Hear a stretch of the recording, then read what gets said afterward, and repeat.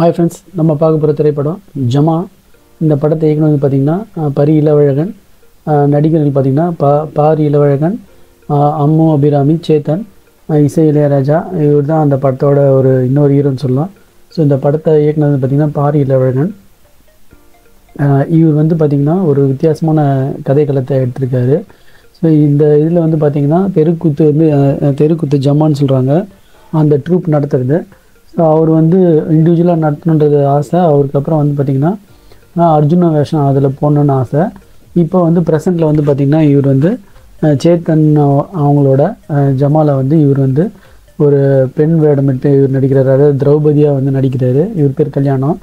இவருக்கு வந்து கல்யாணம் வந்து ஒரு ஃபீலாக இருக்கும். அப்போ வந்து பார்த்திங்கன்னா நிறைய இடத்துல பொண்ணு பார்க்கலாம் போவாங்க. அங்கே நடக்கிற காமெடிலாம் சூப்பராக இருந்தது.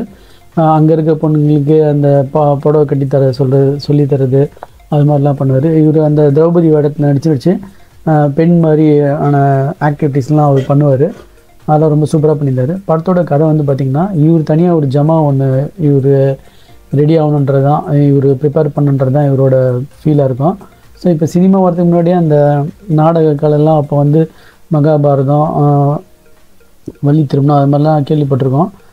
படத்தை தான் பார்த்துருக்கோம், நம்ம நேரில் பார்த்ததில்லை. ஸோ அது மாதிரியான மகாபாரதம், அது மாதிரியான இதெல்லாம் வந்து நாடகம் போடுறதுல இருப்பாங்க. அதுலேயே இவங்களுக்குள்ள பாலிடிக்ஸ் இருக்கும். இவர் ஜமாக்கு கூப்பிட்டா கூட இவர் ஜமாக்கு கீழே வந்து இவங்க வந்து ஆட மாட்டாங்க.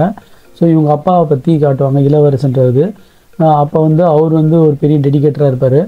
அவர் வந்து ஒரு கூத்து இது ஸ்டார்ட் பண்ணும்போது அதுக்கும் இந்த சேத்தன் வந்து அப்போஸ் பண்ணி அவர் தனியாக இது போயிடுவார்.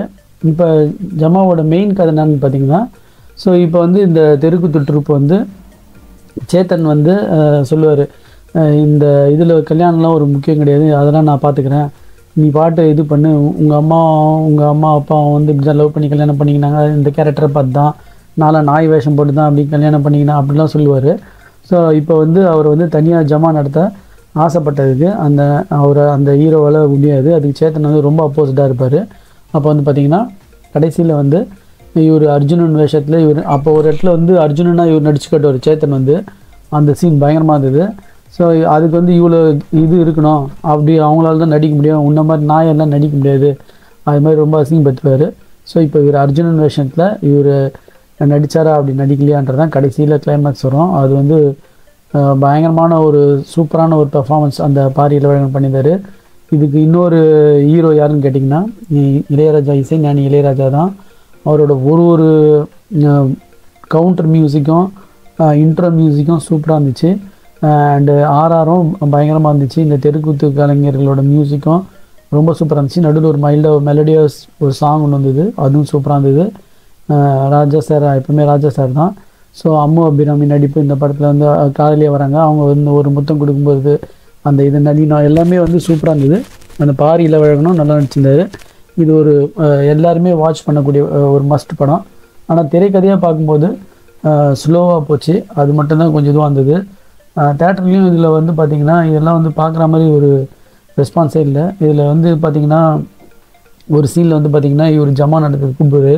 அப்போ உன் கீழே நான் வந்து நடிக்க மாட்டேன் அப்படின்னு அந்த கலைஞருக்குள்ளே ஈகோ இருக்கிறதுலாம் அந்த சீன்லாம் ரொம்ப டச்சிங்காக இருந்தது. ஆனால் வந்து படம் ஸ்லோவாக இருந்ததுன்னா கொஞ்சம் குறையாக இருந்தது. இது வந்து